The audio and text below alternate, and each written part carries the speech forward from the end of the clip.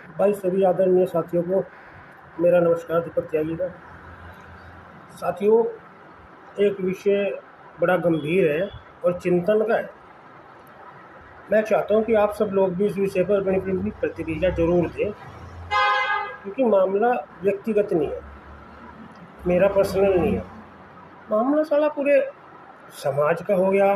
चलो समाज को भी छोड़ दो, अब नौबत ये आ गई कि हमारे देवी देवताओं का अपमान बहुत ज़्यादा होने लगा। और कहाँ तक हम बर्दाश्त करें? हम बर्दाश्त करने की सीमा है। जिन लोगों को हम गरीब, वंचित, शोषित समझ रहे, अब उल्टा वही लोग हमारा शोषण कर रहे। हमारे लिए सवर्ण समाज में पैदा होना एक अभिशाप बन गया।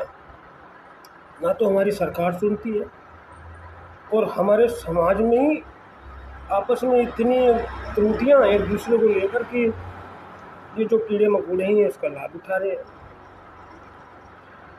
मैं अक्सर कर सोशल मीडिया पर अपनी प्रतिक्रिया देता रहता हूँ। आप सभी लोग देखते हैं, आप सब लोग पसंद करते हैं वीडियो को। मुझे भी भाईचारा बहुत लोगों से है, तो बड़ा अच्छा लगता है।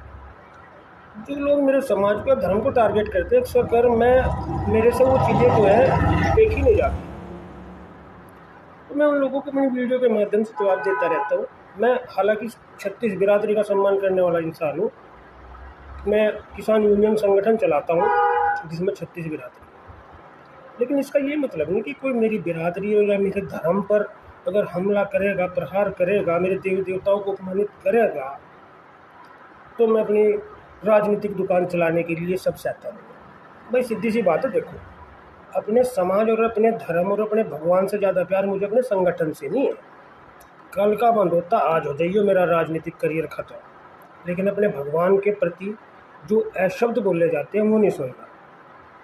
अभी मैंने एक वीडियो डाली थी जो अनिल मिश्रा जी को लेके थी।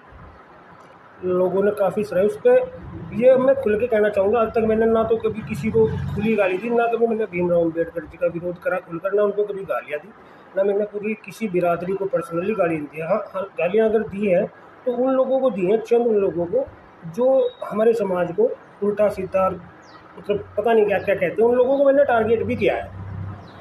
अभी क्या होता है, जैसे ही मैं अनिल मिश्रा जी के समर्थन में पोस्ट डालता हूँ तो कुछ, अब खुल के कहना चाहूँगा, कुछ चमड़े, ये लिल्ले कबूतर आते हैं निकल के बाहर, उनके बारे में, मेरे बारे में मुझे गालियाँ गलौज करते हैं। मेरी वीडियो में आप देखो, पता नहीं आपको कितनी गालियाँ मिलेंगी।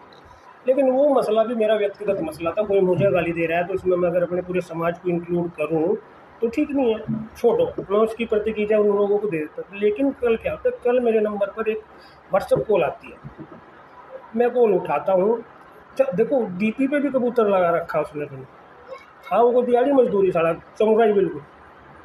तो मैं कॉल उठाता हूँ, उधर से गालियाँ दी तो मैं काट दिया फ़ोन, क्योंकि मैं समझ गया कि थर्ड क्वालिटी का ही कोई थर्ड क्लास आदमी है। उसके बावजूद वो मैसेज लिखता है गालियाँ भरी।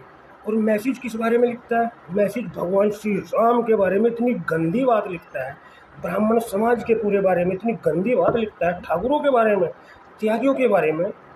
ये सब चीज़ें तो चलो निभा लें, हमारे बारे में गाली दे रहा चलो सुन लें, समाज के बारे में गाली दे रहा चलो सुन लें, लेकिन अगर कोई हमारे पूजनीय श्री राम, हमारे आदर्श हैं, उनको कोई, मैं आप लोगों को बता नहीं सकता। इससे पहले मेरी पोस्ट आप मेरे सोशल मीडिया पेज पे जाके देखो, फेसबुक पर पढ़ो, मैं वहाँ पर उसके स्क्रीनशॉट डाले हुए हैं। वो इतना अपशब्द बोल रहा है कि ये बर्दाश्त से बाहर हो गया। अब इन नीले कबूतरों का और नीले अंडों का इलाज होगा।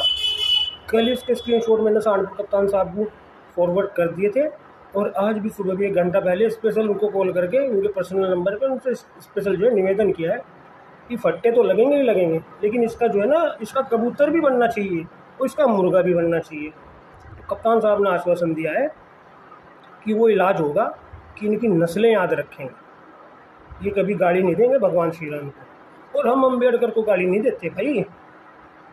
हमने तो अपनी वीडियो में ये कहा है कि हम बी.एन. राव का भी उतना ही सम्मान करते हैं, हम बी.एन. राव को भी संविधान निर्माता उतना ही मानते हैं जितना तुम भीमराव अम्बेडकर को मानते हो। इतनी सी बात है जिसकी मिर्ची पूरे भीमटों को लगी है। मुझे धमकियां दे रहे हैं, ये कर दे। अरे तुम क्या कर दोगे, मेरा कर दो ना, मैंने तुम्हें गाँव का नाम बता रखा, अपना फ़ोन नंबर दे रखा, और इससे ज़्यादा क्या कर दो? क्या तुमने आज तक किया है? क्या तुम कर सकते हो? कभी कोई युद्ध लड़े तुमने? बस सालो, तुम चमरो तो रैपट लगते हो ना तुम। भाग लो, पेल हो तुम्हारी। अभी एक कोई भीम आर्मी का नेता है, उसका भी फ़ोन आया है। अरे भाई, ना तो मैं ऐसे नेताओं को मानता, और ये भीम आर्मी है ना, मैं नहीं जानता कौन भीम आर्मी। मैं तो सिर्फ एक आर्मी को जानता हूँ, भारत की आर्मी, भारतीय फौज, उसका मैं सम्मान करता हूँ। बाकी कौन वो आर्मी ना, मुझे नहीं पता। तो बहन के टिकटॉक कमीनों, मलिच्चो, थारा इलाज वो बढ़ देंगे ना त्यागी ब्राह्मण और ठाकुर, कि तुम सालों जैसे पहले थे ना, पूछ के पीछे झाड़ू बंदी, उस स्थिति में चले जाओगे अगर हमसे टकराओगे। और जो जो नीला कबूतर गाली दे रहा है ना, इन सब की FIR करा चुका हूँ, जल्दी इनका तत्काल इलाज होगा, बचेगा नहीं एक भी।